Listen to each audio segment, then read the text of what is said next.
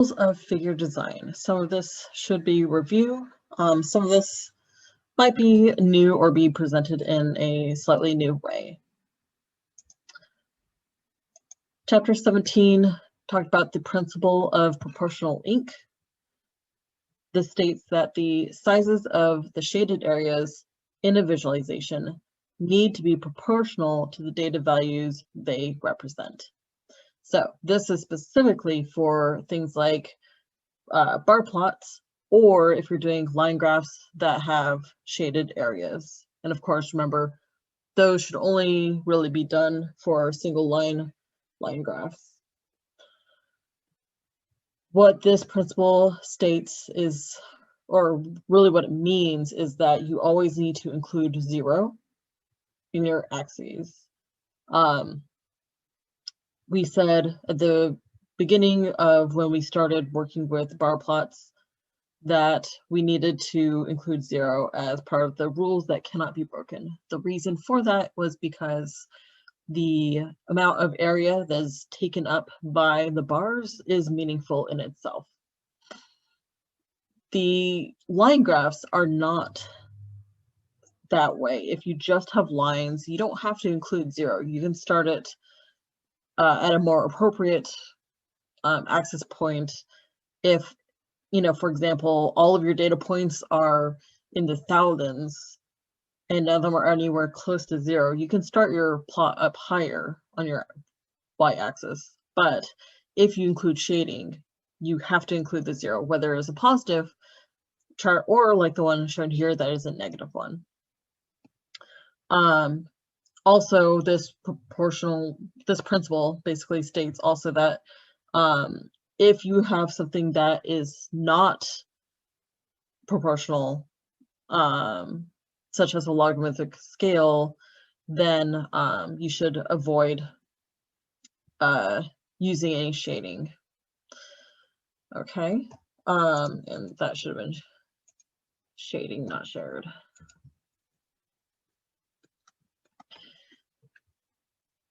Okay, the second part of this, chapter 18, talked about how to handle overlapping points. So this is something that matters mostly for scatter plots.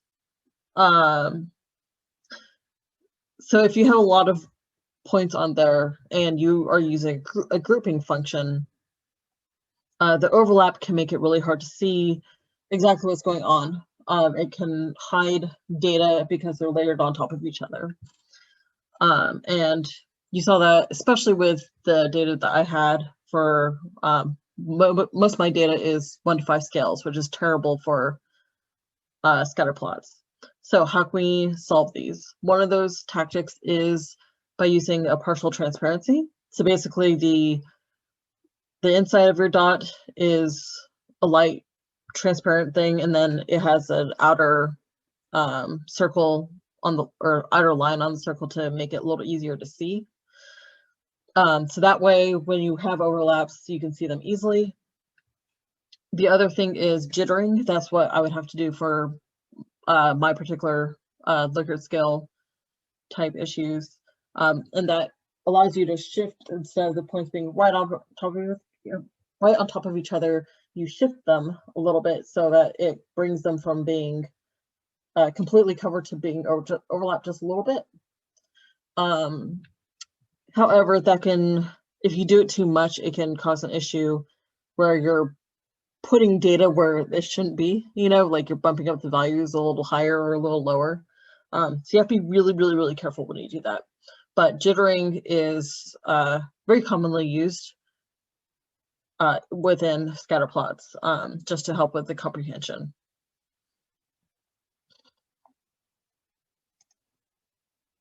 Okay. Chapter 19 was talking about the common pitfalls of color use. We have talked about these over and over again, so not to kill too much here, but if you have a lot of different points, such as the one on the left there, you don't want to use color because it's not helpful. You can't look at the circles and tell the difference between Alabama and Alaska. instead you'd want to group those by like region or something like that. On the right, you can see an example of where the colors are added just to be pretty. And I know I made comments on different homework assignments for both of these issues on the early assignments. The book calls this ugly. Maybe I'm just girly, but I think the rainbows are really pretty. But it doesn't add any information. So what it does is it makes the reader look for what does this mean. And so it's taking them longer to understand your visualization when you just did it to be cute and not to add any new information. So end of the day, you need to simplify to help the readers understand quickly. And then the third thing, which we've talked about a lot, is making sure that it's optimized for different abilities in terms of color blindness or well, for color, it's usually color blindness, but also just making sure that, you know, things are gentle on old eyes and all that kind of stuff.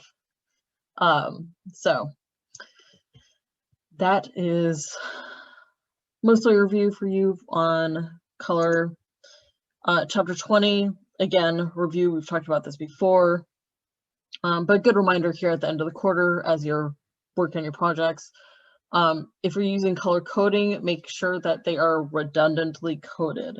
So if you're using, for example, the scatter plots, use different shapes along with the colors to help viewers differentiate between them faster.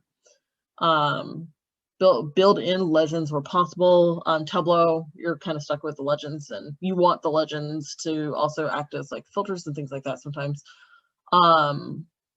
But you know, because we were talking a little bit larger scope than just Tableau, when you can integrate your legends with the figures, it makes a more pleasant and faster processing experience for your visualizations. Okay, chapter 21 starts going into multi-panel figures.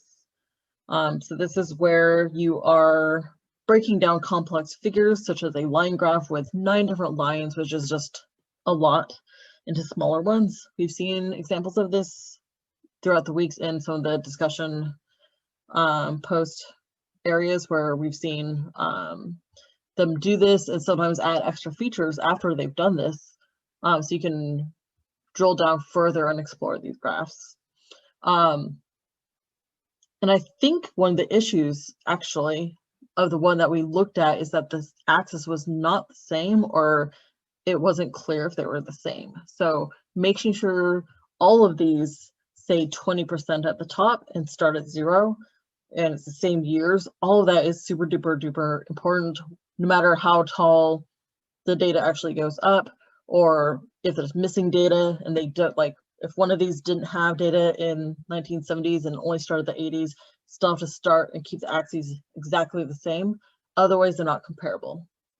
Okay, so just making sure that you do that if you break up figures into multiple panels. This chapter also talked about compound figures, which to me just seems like a very similar idea to dashboards.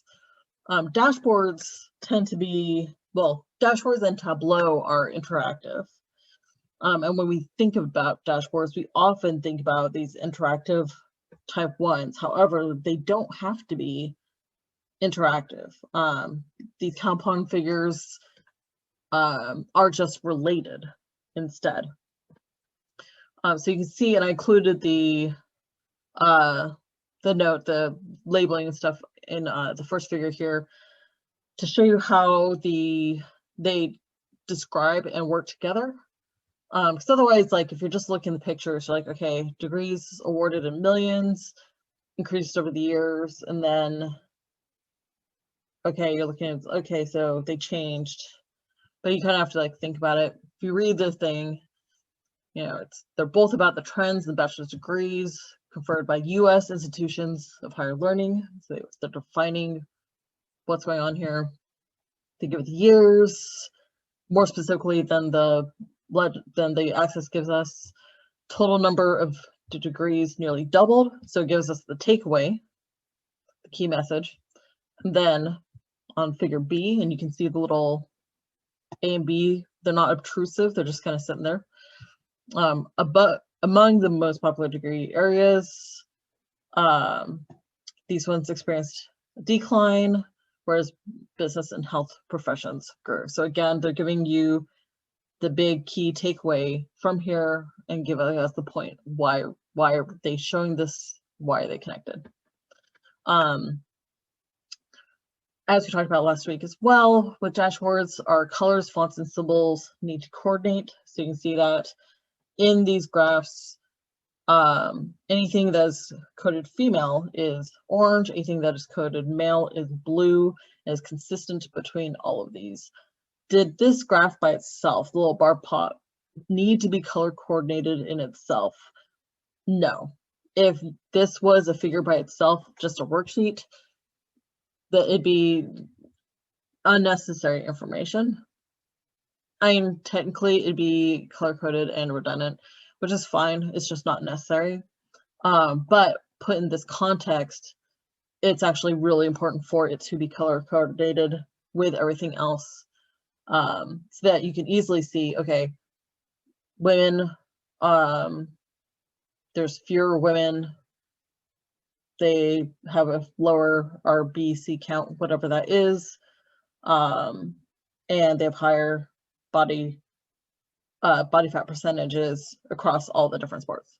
You can see that very, very easily, and they're always, yeah, they're just consistent throughout. So that's what you want to see. So remember that when you are putting together your dashboards, and if you're presenting information on something more static, like an academic poster or whatever, retain that thinking, that idea.